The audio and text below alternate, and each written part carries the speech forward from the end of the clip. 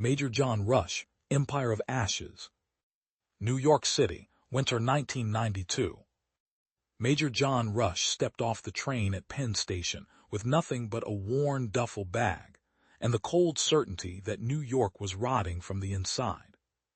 He had come north because old ghosts refused to stay buried.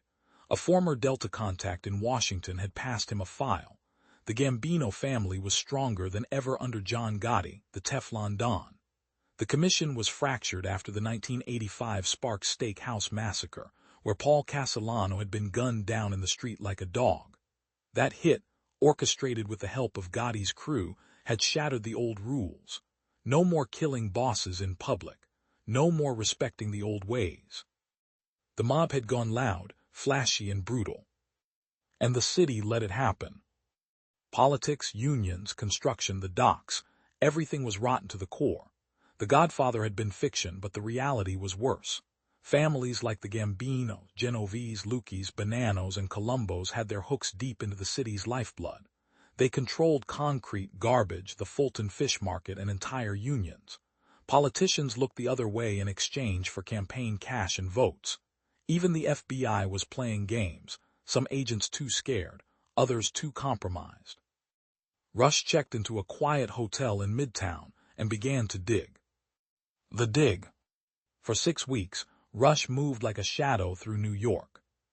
He met old contacts from his Vietnam days who had ended up in law enforcement or private security.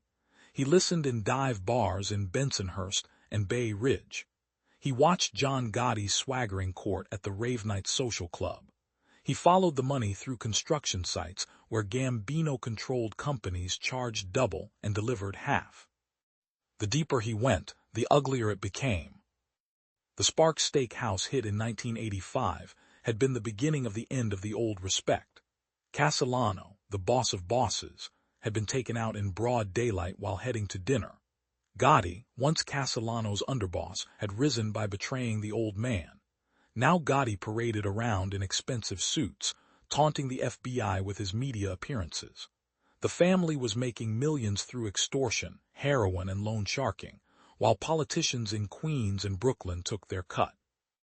Rush uncovered ties that sickened even him. A senior city councilman was on the Gambino payroll. Union leaders delivered votes and muscle in exchange for no-show jobs. Construction projects across Manhattan were inflated by 30–40%. And in the shadows, the families were quietly preparing for the next war, because peace never lasted long in New York. One night in a smoky bar in Little Italy, an old wise guy who had survived the Castellano era pulled Rush aside. "You're digging too deep, soldier. These people own this city. Gotti thinks he's untouchable. The politicians are worse. They smile for the cameras while they sell the streets." Rush stared into his drink. Somebody has to remind them they're not. The message. Rush didn't go after Gotti directly. That would have been suicide. Instead, he targeted the machine that kept the Gambinos strong. He started with the enforcers responsible for the worst street-level terror, the ones who had carried out hits after the Sparks massacre and continued extorting small businesses. Over 3 brutal nights in January 1993, Rush moved through Queens and Brooklyn like the Reaper.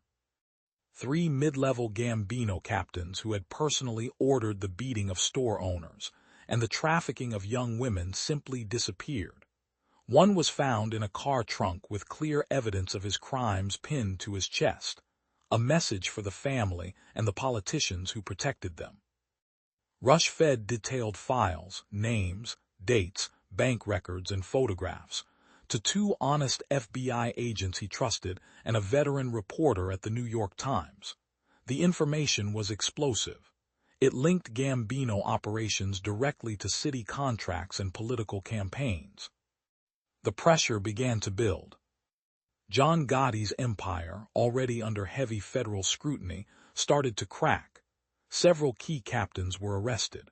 Politicians suddenly found themselves under investigation. The Teflon Don began to feel the heat that would eventually lead to his downfall. The final reckoning. On a cold February night, Rush confronted one of the last pieces of the puzzle, a corrupt city official who had taken millions in kickbacks while pretending to fight organized crime. The man begged in his expensive Upper East Side apartment. "You don't understand. They own everything. The families, the unions, the judges, it's all connected." Rush looked at him with dead eyes. "I understand perfectly. That's why I'm here." The official didn't survive the night. By the time Rush left New York 2 weeks later, the Gambino family was reeling. Several major players were behind bars. The political connections had been exposed enough to force real investigations. It wasn't the end. The mob never truly died, but it was a serious wound. Reflection on the train south. As the train carried him back toward Boston, Major John Rush stared out at the passing lights of New Jersey. He had seen The Godfather on screen years ago. Don Corleone had been a man of honor in his own twisted way. The reality of New York in the 90s was far uglier, flashy, greedy, and completely without honor. Politicians, cops, and mobsters all feeding at the same rotten trough while the city suffered. He lit a cigarette in the dim train car and allowed himself a small, cold smile. Some men needed to be put behind bars. Others needed to be put in the ground. And sometimes, when the system was too rotten to function, an old soldier had to remind everyone that justice still existed, even if it came at the end of a barrel.